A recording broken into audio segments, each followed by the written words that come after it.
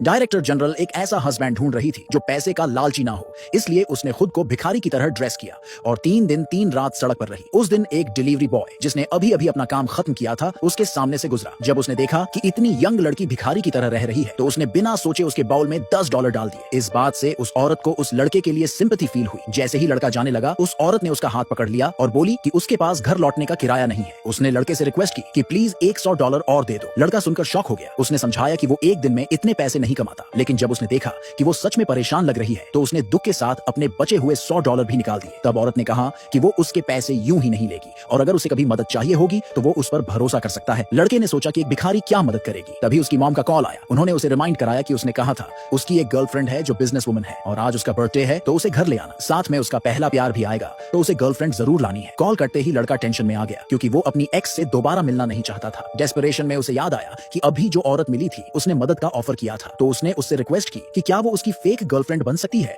और उसकी मॉम से मिलने चल सकती है। उसकी बात सुनकर औरत मान गई, लेकिन कहा कि अगर उसे उसके फैमिली से मिलवाना है तो उसे क्लीन कपड़े लेने होंगे। अगर उसकी मॉम ने उसे ऐसे फटे पुराने कपड़ों में देख लिया तो सब कुछ मैसअप हो जाएगा। लड़के को उसकी बात सही लगी और उसने उसे अच्छे कपड़े खरीदने के लिए अग्री कर लिया। लेकिन जब औरत ने कपड़े चेंज किए तो लड़का स्टन्ड रह गया और वेटर की बात ने उसे और शॉक कर दिया क्योंकि ड्रेस की कीमत थी $8,888। डिलीवरी बॉय ने कहा कि वो चाहे सब कुछ बेच भी दे फिर भी इतनी बड़ी अमाउंट नहीं जुटा सकता। फिर भी उसने अपनी पॉकेट से सारे पैसे निकाल लिए। औरत ने एक कार्ड निकाला और वेटर से कहा कि इससे पेमेंट कर दे। क्या आपने लोन लिया है? उस औरत ने एक ठंडी सी हंसी दी और बोली कि वो एक बिजनेस ग्रुप की प्रेसिडेंट है जिसके एसेट्स में बिलियंस हैं। लेकिन डिलीवरी बॉय को उस पर भरोसा नहीं हुआ और पैसे बचाने के लिए उसने उसे ट्रैक्टर से अपने गांव ले जाने का डिसाइड किया। रास्ते में उसने औरत से कहा कि वो अपनी आइडेंटिटी रिवील न करे और अगर उसकी मॉम कुछ पूछे तो बोलना कि वो साल का $2 लाख कमाती है और उसे सूअर काटना और बकरे की हड्डियां अलग करना भी आता है। फिर उसने उसे एक फेक मैरिज सर्टिफिकेट दिया और दोनों साथ में उसके घर पहुंच गए। जैसे ही उसकी मॉम ने इतनी सुंदर बहू को देखा वो बहुत खुश हो गई और जब उसने उसकी फिगर देखी तो बोली कि ये तो पक्का 8 पोते देगी। तभी वहां उसकी एक्स गर्लफ्रेंड पहुंच गई। उसने कुछ नहीं कहा, बस चुपचाप $5,000 वाला एक लिफाफा निकाला और उसकी माँ को एक लग्जरी कार गिफ्ट कर दी, बोलकर कि अब आप आराम से मार्केट जा सकती हैं। फिर उसने कहा कि अब हम जल्द ही एक ही फैमिली बनेंगे। लेकिन जब उसने घर में दूसरी लड़की को देखा तो सीधा डिलीवरी बॉय से पूछ लिया कि ये कौन है। लड़के ने जवाब दिया कि ये उसकी नई गर्लफ्रेंड है और अब वो दोनों शादीशुदा हैं। एक्स गुस्से में आग बबूला हो गई और चिल्लाकर बोली कि तुम मुझे छोड़ कैसे सकते हो, मैं एक कंपनी की मैनेजर हूँ। लड़के की माँ ने उसे शांत करने की कोशिश की और बोली कि उसकी नई बहू भी शहर में एक बड़ी बॉस है। एक्स जोर से हंसने लगी और बोली कि उसने तो इसे कभी किसी भी बिजनेस इवेंट में नहीं देखा। फिर उसने सीधा सवाल किया कि उसकी कंपनी का नाम क्या है। औरत ने कहा कि वो ज्यादा मीटिंग्स में नहीं जाती। ये सुनते ही एक्स को लगा कि ये तो कोई छोटी मोटी कंपनी है और उसने उसे इंसल्ट करना शुरू कर दिया। फिर डिलीवरी बॉय से बोली कि तुम्हें जल्दी से तलाक ले लेना चाहिए और मेरे पास वापस आ जाना चाहिए। मैं अब एक कंपनी में मैनेजर हूँ और साल का 1 मिलियन कमाती हूँ। तुम्हारे घर वालों को लग्जरी लाइफ दे सकती हूँ। लेकिन तभी वहाँ एक ग्रुप ऑफ लोग पहुंच गया। बिलियनियर सीईओ को पहली नजर में ही होटल की वेट्रेस से प्यार हो गया। जैसे ही उसने उस लड़की को देखा उसकी आंखें 200 वॉट के बल्ब की तरह चमक उठी। उसने तो फ्यूचर में कितने बच्चे होंगे ये तक डिसाइड कर लिया। फिर सीईओ ने पूरे शहर का सोना खरीदने का ऑर्डर दे दिया और हर रेड कार भी खरीद ली। सारा सोना उन कार्स के ट्रंक में भर दिया और 10 अरब युआन के बेताब दहेज के साथ शादी का प्रपोजल देने निकल पड़ा। ये सब कुछ सिर्फ इसलिए क्योंकि लड़की ने कभी अपनी आइडियल वेडिंग के बारे में बताया था कि एक दिन वो वेडिंग ड्रेस में कार में बैठे और उसके मम्मी पापा उसके पीछे पीछे दहेज मांगने आए। लेकिन लड़की की फैमिली बैकग्राउंड कुछ खास अच्छी नहीं थी। बचपन में उसके पेरेंट्स ने उसे गांव में छोड़ दिया था। जब वो बड़ी हो गई तब उसे सिटी वाले घर वापस लाया गया। लेकिन उसके मम्मी पापा हमेशा उसकी सिस्टर को ही ज्यादा प्यार करते थे। उसका स्टडी अब्रॉड का चांस भी उसकी सिस्टर को दे दिया गया और तो और उसी को जेल भी भेज दिया। जब वो जेल से बाहर आई तो उसे कोई जॉब नहीं मिली और उसे होटल में वेट्रेस की जॉब करनी पड़ी। एक दिन सीईओ अपनी दादी के कहने पर होटल में ब्लाइंड डेट पर आया था क्योंकि उनके खानदान में 100 सालों से हर जनरेशन में एक ही वारिस होता था और अब लग रहा था कि ये जनरेशन लास्ट होगी। दादी ने बहुत सी अमीर लड़कियों को बुला लिया था और जोर दिया कि आज ही किसी से शादी फिक्स करो। सीईओ ने 100 से भी ज्यादा लड़कियां देखी, सब अलग अलग टाइप की थी, लेकिन कोई भी उसे पसंद नहीं आई। फिर आई आखिरी लड़की, एक अमीर लेडी जो रेड ड्रेस में थी। उसके पीछे एक वेट्रेस चल रही थी। सीईओ की नजर उसी वेट्रेस पर टिक गई। उसकी आंखें चमक उठी, लेकिन जिसने उसका दिल जीत लिया वो रेड ड्रेस वाली अमीर लड़की नहीं बल्कि पीछे चल रही सिंपल सी वेट्रेस थी। उसी पर उसके मन में उस लड़की की सादगी और प्यारी मुस्कान की तस्वीर भर गई। उसे अचानक से उसे प्रोटेक्ट करने का स्ट्रॉन्ग फील हुआ। उसने दोबारा से डिसाइड कर लिया कि वो उस लड़की के साथ कितने बच्चे करेगा। जब लड़की ने पहली बार सीईओ को देखा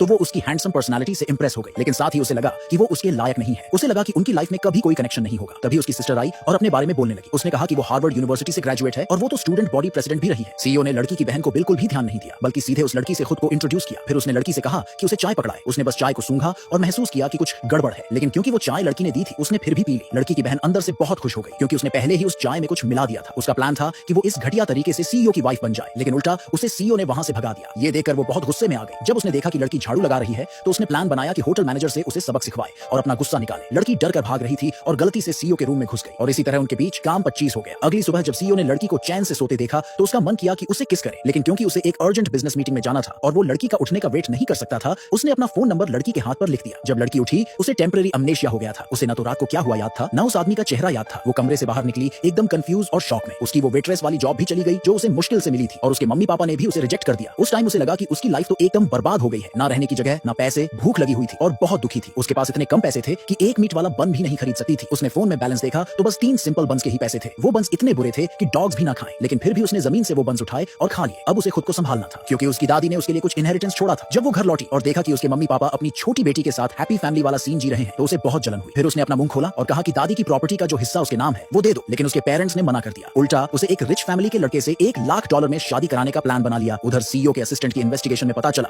कि वो लड़की जेल जा चुकी है। जब सीईओ ने ये सुना तो उसे यकीन नहीं हुआ। उसने तुरंत पूरा शहर का गोल्ड ज्वेलरी खरीद लिया और सारी रेड स्पोर्ट्स कार्स भी ले ली और फिर वो $1 बिलियन के दहेज के साथ लड़की के घर पहुंच गया। जब उस रिच लड़के को ये न्यूज मिली कि सीईओ खुद लड़की के लिए $1 बिलियन का दहेज लेकर आया है तो उन्हें लगा कि शायद सीईओ उनकी बेटी यानी लड़की की बहन से शादी करने आया है और वो खुशी से झूम उठे। इस औरत ने लकड़ी के घर की सारी खिड़कियां बंद कर दी और चारों तरफ नागदौना के पत्ते और रियालगर पाउडर बिखेर दिया क्योंकि उसे पता था कि वहां एक बहुत बड़ा अजगर अटैक करने वाला है। इस अजगर का साइज किसी की सोच से भी बाहर था। उसकी छोड़ी हुई केंचुली ही पूरी घाटी में फैली हुई थी। असल में वो औरत एक रिबॉर्न इंसान थी। अपनी पिछली जिंदगी में जब वो और उसके दोस्त उस जगह घूमने आए थे तो अचानक एक 100 मीटर लंबे अजगर ने उन पर हमला कर दिया था। जान के खतरे के सामने उसके बॉयफ्रेंड और बेस्ट फ्रेंड ने न सिर्फ उसे अकेला छोड़ दिया था बल्कि उसे बेहोश करके अजगर का ध्यान भटकाने की कोशिश की ताकि वो लोग बच सके। औरत अजगर का शिकार बन गई थी। शायद ऊपर वाले को भी उसके बॉयफ्रेंड का घटियापन बर्दाश्त नहीं हुआ और उसे दोबारा उसी आउटिंग वाले दिन पर वापस भेज दिया। शुरू में उसे लगा कि ये सब बस एक बुरा सपना है, लेकिन अब जब गाड़ी अचानक उसी तरह से बंद हो गई जैसे पिछली बार हुई थी और तेल का लीक होना भी वैसा ही था तो उसे समझ आ गया कि ये सपना नहीं बल्कि वो सच में रिबॉर्न हो चुकी है। साथ ही न्यूज में भी बताया गया कि लैंडस्लाइड की वजह से सारे रास्ते बंद हो चुके हैं। सपने जैसे सारे सीन एक एक करके सामने आ रहे थे। जब उसने अपने बॉयफ्रेंड और बेस्ट फ्रेंड को चुपचाप कुछ करते देखा तो उसे जलन नहीं हुई बल्कि डर लगने लगा। उसी वक्त उसका पैर जमीन पर पड़े एक केंचुली पर पड़ा और उसकी रूह कांप गई। उसने तुरंत सबको पहाड़ पर जाने से रोका और उन्हें अजगर के बारे में बताया, लेकिन सबने उसका मजाक उड़ाया। उसने बार बार स्नेक स्किन की तरफ इशारा करके समझाने की कोशिश की, लेकिन कोई मानने को तैयार नहीं था कि इतना बड़ा अजगर असल में एग्जिस्ट कर सकता है। उल्टा वो लोग बोलने लगे कि अगर ऐसा कोई अजगर है तो रात में पकड़ के उसका सूप बनाएंगे। किसी को अंदाजा नहीं था कि अजगर ने उन्हें पहले ही टारगेट कर लिया है। उसी वक्त रिजॉर्ट का मैनेजर आया क्योंकि उसे पता चला कि इनकी गाड़ी खराब हो गई है और वो सबको लेने आ गया ताकि वो वहीं रेस्ट कर सके। औरत के मन में डर था लेकिन उसके पास कोई ऑप्शन नहीं था। उसे सबके साथ रिजॉर्ट जाना पड़ा। किसी ने नोटिस नहीं किया कि जो स्नेक स्किन जमीन पर पड़ी थी वो 100 मीटर से भी लंबी थी। जब सब रिजॉर्ट में पहुंच गए तब भी औरत खुद को रोक नहीं पाई और मैनेजर को उस जायंट पाइथन के बारे में बता दिया। लेकिन जो मैनेजर कई सालों से यहाँ रह रही थी उसे जायंट पाइथन की बात पर यकीन नहीं हुआ। उसने औरत से कहा कि वो आराम से रहे और यहीं रुके। उसी वक्त मैनेजर को पता चला कि जो नया जनरेटर खरीदा गया था वो खराब हो गया है। जैसे ही वो पास जाकर चेक करने वाली थी औरत ने अचानक उसे खींच लिया क्योंकि उसे अपनी पिछली जिंदगी याद थी जब यही लड़की मशीन चेक करने गई थी और वो अचानक ब्लास्ट कर गई थी जिससे उसकी टांगे चली गई थी और आखिर में वो भी पाइथन के अटैक से बच नहीं पाई थी। लेकिन जब औरत ने मैनेजर को रोकने की कोशिश की तो उसने उसकी बात को हल्के में लिया और बोली कि ये जनरेटर तो नया है और वो भी इंपोर्टेड, इसमें कोई दिक्कत नहीं हो सकती। पर जैसे ही उसने ये कहा मशीन ब्लास्ट कर गई। इसके बाद जब औरत ने उसे फिर बताया कि रात को जायंट पाइथन अटैक करेगा तब भी उसे यकीन नहीं हुआ। मैनेजर की आंखों में शक देखकर औरत ने तय किया कि अब वो खुद की तैयारी खुद करेगी। उसे अपनी पिछली जिंदगी की याद थी इसलिए उसने सबसे टूटा फूटा वुडन हाउस चुना रहने के लिए क्योंकि उसे अच्छे से याद था कि उस घर के नीचे एक बेसमेंट था